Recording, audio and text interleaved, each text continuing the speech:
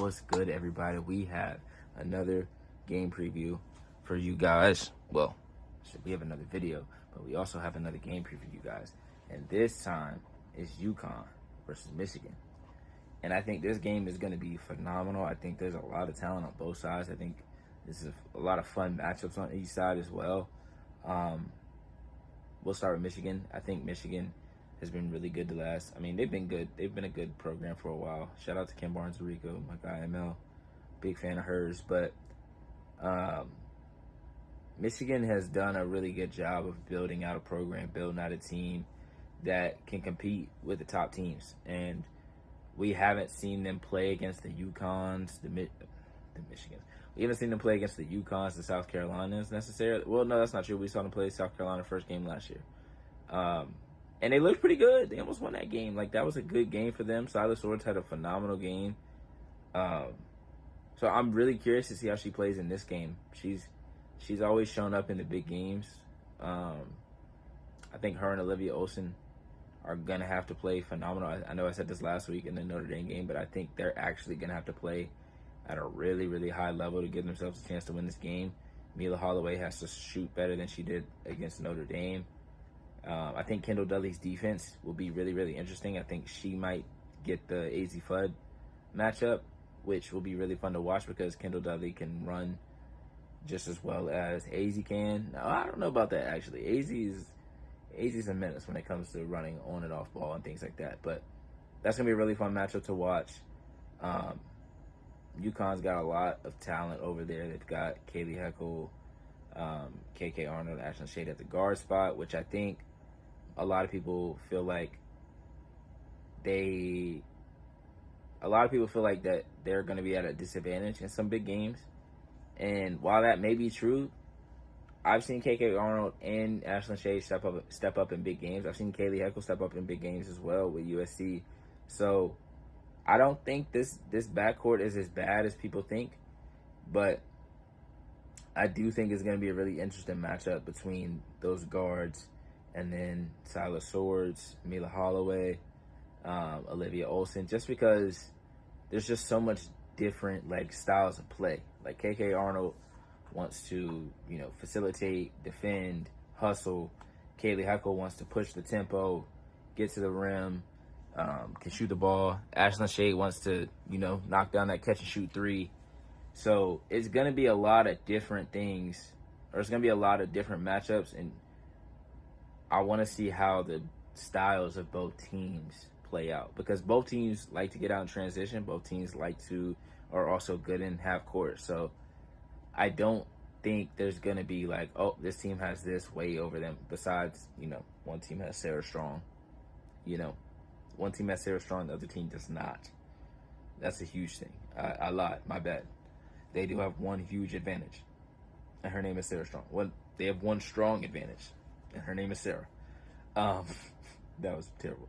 But I am interested to see how they guard her as well. I think more teams are going to have to start trying to, and I say start trying to double, but UConn moves so much that it's hard to double team, especially a player that's not at the top of the key, running pick and rolls and things like that. You couldn't even really double team Paige.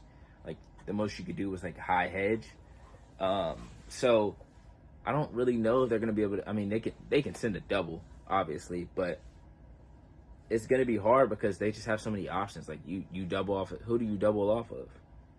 KK Arnold is probably I guess Sarah Williams could be considered maybe the worst shooter in the starting lineup, but they all five of them are capable of shooting the ball at a high level.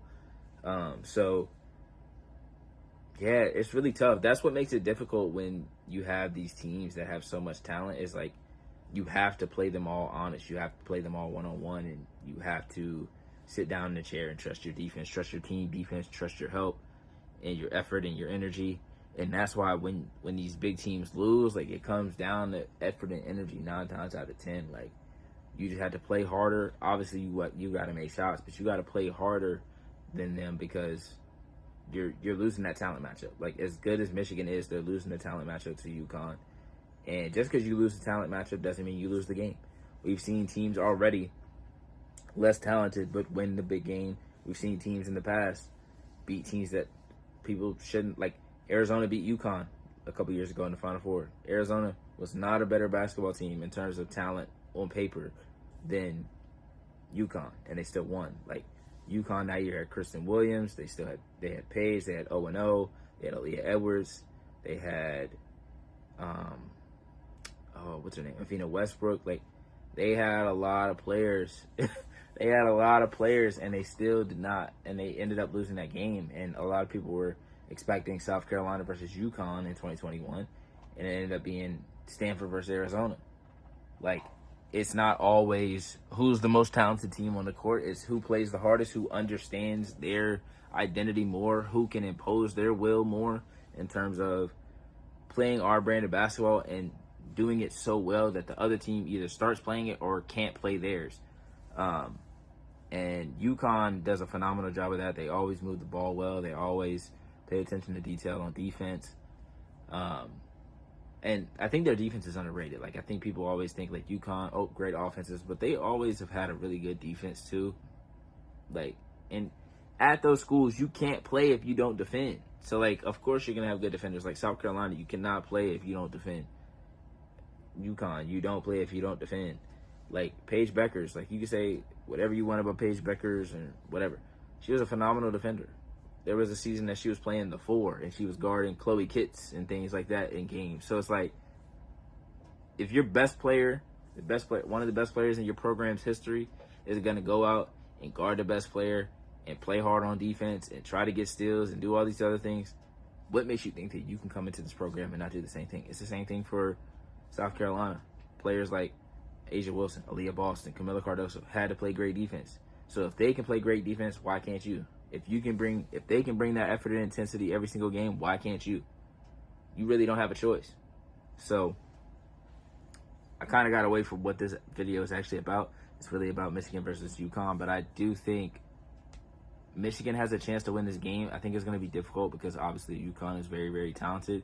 But we've seen in the past where UConn has struggled early on in games, and I think if they struggle early on and Michigan is able to stay around, the game could get really interesting, because a lot of times when you see games like this, the longer that the game is close, the more confident the team that's not supposed to win on paper gets. And the last thing that you want is really, really talented players being really, really confident and in a rhythm going into like the fourth quarter, going into late game situations. Because Syla Swords is one of those players that lives for the moment, lives for the chance to beat a UConn late in the game, or to make a big shot against a UConn or a USC or a UCLA. Like, those are moments that she has been bred for, that she's been ready for. And I think Olivia Olson was going to have to play a big part in this game as well. Like I said earlier, Ashley Sofocanic is going to have to do a lot in the paint.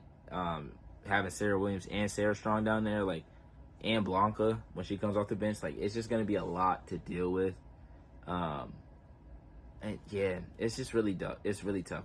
I love Michigan. I really like their team, but UConn is just so freaking loaded in terms of talent. And it's college basketball, so you really, like, just because a team is like super, super talented doesn't mean that they're going to go out and just dominate a game. Now, we've seen plenty of games where they've gone, like, where those top teams go out and dominate, and we've seen plenty of times where those teams go out and the other team that they're playing against plays like it's a national championship, and they play a phenomenal game, and they either get the upset or they get really close to getting the upset. And I think this is one of those games. I don't think this is a game where UConn is going to play bad, but I think this is a game where Michigan plays a level up, and UConn has to play at a really, really elite level to win this game. That's what I think is going to happen. I'm going to take UConn because it's UConn, but I think Michigan has a chance to win this game. I don't think this is going to be a blowout. I really don't. I really think that Michigan can keep this close. Even if they don't win the game, I think it could be a close game. Yeah, I can't wait to see. Like, I can't wait to see the matchups. Like, there's going to be Syla Swords, AZ Fudd cross matchups. There's going to be Olivia Olson, AZ Fudd cross matchups. There's going to be Olivia Olson, Sarah Strong cross match. Like, man, it's going to be a ton of fun. Like, I just really think that Michigan is a lot better than people think, but I also think UConn is just as good as everyone thinks. So it makes for a really, really interesting matchup and an interesting game. And I think the outcome of this game may shock some people. I'm not saying that Michigan is going to win, but I think how well Michigan will play and can play in this game, I think it might shock some people.